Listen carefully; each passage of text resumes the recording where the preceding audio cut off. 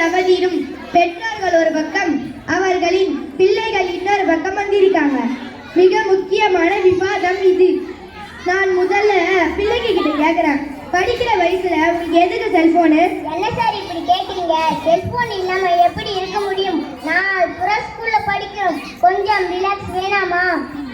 கொஞ்சம் நேரம் கேம் விளையாடினா ஜாலியா இருக்கும் சார். ஹோம்ஒர்க் ப்ராஜெக்ட் எல்லாமே போன்ல தானே பார்க்க முடியும். என்னப்பா ரிலாக்ஸ் பண்ண வேற எதுவும் இல்லையா? வாட்ஸ்அப்ல வேற எதுவும் வருதான்னு பார்ப்பேன் சார், அதனால தான் பக்கத்துலேயே போன் வச்சுப்பேன். ரிலாக்ஸ் பண்ண ஹோம்ஒர்க் ப்ராஜெக்ட் ஒர்க்குன்னு பிள்ளைங்க சொல்றாங்கல்ல, நீங்க என்ன சொல்றீங்க? ஸ்கூல்ல இருந்து வந்ததும் நேரா போய் போனை தான் எடுப்பான், ட்ரெஸ்ஸை கூட மாற்ற மாட்டான், வெளியே போய் விளையாடவும் மாட்டான். இல்ல சார், அவங்க தான் டிவி பார்த்துட்டே இருப்பாங்க. நான் பசிக்குதுன்னு சொன்னாலும் இதோ வர ஒரு 10 நிமிஷம் சொல்லுவாங்க. ஸோ நான் ஃபோன் எடுத்து கேம் வெளியே போய் விளையாடுறதால உடம்புக்கு ஆரோக்கியமா இருக்கும். சூரிய ஒளி காட்டணுமான இடத்துல விளையாடினா மனதும் உற்சாகமா இருக்கு, எந்த நோயும் வராது. ஆமாப்பா, நாங்க சின்ன பிள்ளையா இருக்கும்போது ஸ்கூல்ல இருந்து வந்ததும் வெள்ள தெருல போய் ஃப்ரெண்ட்ஸ் கூட சேர்ந்து விளையாடுவோம். மாலை முழுதும் விளையாட்டுன்னு பாரதியார் சொன்னா போல விளையாடிட்டு வீட்டுக்கு வந்து கை கால் முகம் கழுவிட்டு படிக்க உட்காருவோம். அதெல்லாம் படிக்க முடியும், மனசு ரிலாக்ஸ். ஹோம்ஒர்க்கும் ப்ராஜெக்டும் போன்ல தானே பார்க்கணும். ஏப்பா, ஹோம்ஒர்க் ப்ராஜெக்ட் இருக்கலாம் டீச்சர் உங்களுக்கு ஸ்கூல்ல சொல்றாங்கல்ல, அப்புறம் எதுக்கு போனேன்? இல்ல சார், பிள்ளைங்க சரியா சொல்ல மாட்டாங்க, மறந்துடுவாங்க. என்னம்மா இது? உங்க பிள்ளை எந்த வகுப்பு படிக்கிறான்? 5ஆம் வகுப்பு சார். கேஜி அல்லது ஃபர்ஸ்ட் ஸ்டாண்டர்ட்னா பரவாயில்ல, 5வது படிக்கிற மாணவன் வீட்டு பாடத்தையே மறந்து விடுகிறான் என்றால் பாடங்களை எப்படி ஞாபகம் வச்சுப்பான்? அவன் கவனம் சிதறுகிறது தானே. இல்ல சார், நான் கரெக்டா தான் சொல்லுவேன், ஆனா அம்மா நம்ப மாட்டாங்க, திரும்ப திரும்ப கேட்பாங்க, மிஸ்ஸுக்கு ஃபோன் பண்ணி கேட்பாங்க. அருமடா தம்பி, சூப்பர்டா. உங்க பிள்ளைங்க தெளிவா தன்னம்பிக்கையா தான் இருக்கிறாங்க. சொல்லுவான் சார், எனக்கு தான் சரியா புரியாது. கொடுத்த வேலையை சரியா செஞ்சுட்டு போகணும்ல, ஆனாலும் அம்மா இப்படி செய்யணும்னு சொல்லிக்கிட்டே இருப்பாங்க. இத காரணமா வச்சு தூங்குற வரைக்கும் போன் வச்சுக்கிட்டு கேம் விளையாடுவாங்க சார், ரீல்ஸ் பார்ப்பாங்க. பிள்ளைங்க தெரியாதான் செய்வாங்க. அப்படியே தவறா ஏற்பட்டாலுமே அவன் மறுபடி செய்து கத்துக்கட்டுமே, அவனை சிந்திக்க விடுங்க. பிள்ளைங்க இன்னும் அருமையா படிப்பாங்க.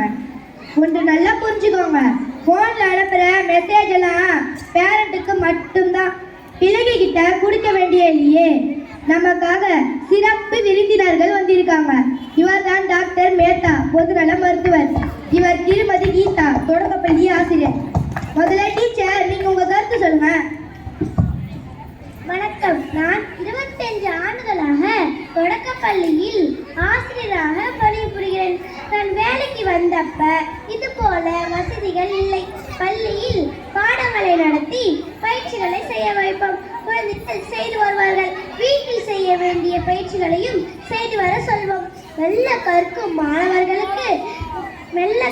மாணவர்களுக்கு தனி கவனம் கொடுத்து நிறைய பயிற்சி தருவோம்.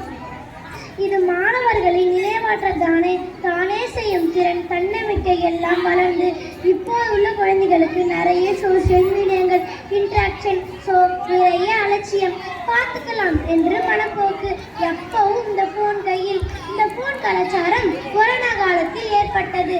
பாடங்கள், தேர்வுகள் எல்லாம் போனில் நடந்தது. அதனால் 50% நன்மை, 50% தீமை.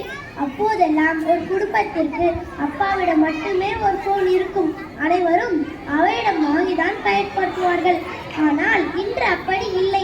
மினிமம் ஒரு வீட்டிற்கு 3 போன்களாவது இருக்கு. சிறு குழந்தை கூட சாப்பிட, தூங்க, அழுகிய நிறுத்தன்னு போன் யூஸ் பண்றோம்.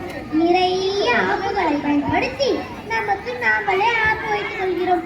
பள்ளியில் போன் யூஸ் வேண்டாம் என்றில்லை, அது ஒன்லி ஃபார் பேரண்ட். பெற்றோர்கள் மட்டும் பயன்படுத்தி தகவல்களை குழந்தைகளுக்கு சொன்னால் போதும். இந்த செல்போன் அரைக்கணும் இருந்து நம் குழந்தைகளை காப்பாற்றி விடலாம். 25 ஆண்டு நூற்றுக்கணக்கான குழந்தைகளை உருவாக்கிய அனுபவம். உங்கள் கருத்து உண்மைதான். நன்றி டீச்சர். அடுத்து நம்ம டாக்டர் என்ன சொல்றாருன்னு கேட்போம். டீச்சர், மென்டலி ஏற்படும் தீமைகளை தெளிவாக சொல்லிட்டாங்க. பிசிக்கலி முதல்ல பாதிக்கிறது கண்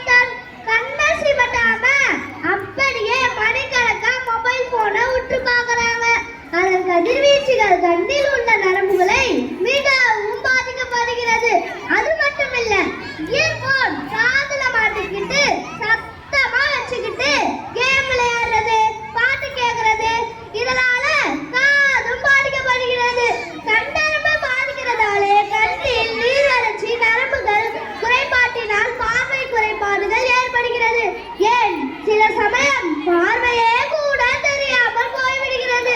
இப்பெல்லாம் 5 வயது குழந்தை கூட கண்ணாடி அணியும் நினைவுதல். உடல் இயக்கமே இல்லாமல் ஒரே இடத்தில் உட்கார்ந்து போன் பார்க்கறதாலே உடல் பருமன், மூளை பாதிப்பு போன்ற பல குறைபாடுகள் உடலில் ஏற்படுகிறது. எனவே பெற்றோர்கள், மாணவர்கள் இவற்றை எல்லாம் கவனத்தில் கொண்டு வருங்கால குழந்தைகளை நல்ல ஆரோக்கியமானவர்களாக வளர்க்க 75% மொபைல் போனை தவிர்க்க வேண்டும். இது நம் குழந்தைகளின் வளர்ச்சிக்கு பயன்படுத்தும் மொபைல்கள் பல தேவைகள் ஏற்ற கேடுகளையும் உண்டாக்குகிறது. பெற்றோர்கள் குழந்தைகள் விரும்பும் அனைத்திற்கும் எஸ் சொல்லாதீங்க. கண்டிப்பாக மொபைலுக்கு நோ சொல்லுங்க. இன்று நம் வருங்கால தூண்களாகிய குழந்தைகள் நல்ல மனிதனாக உருவாக மொபைலுக்கு கட்டாயம் நோ சொல்லுங்க. இந்நிகழ்ச்சியில் கலந்து கொண்ட அனைவருக்கும் உங்கள் உமானத்தின் நெஞ்சார்ந்த நன்றிகள்.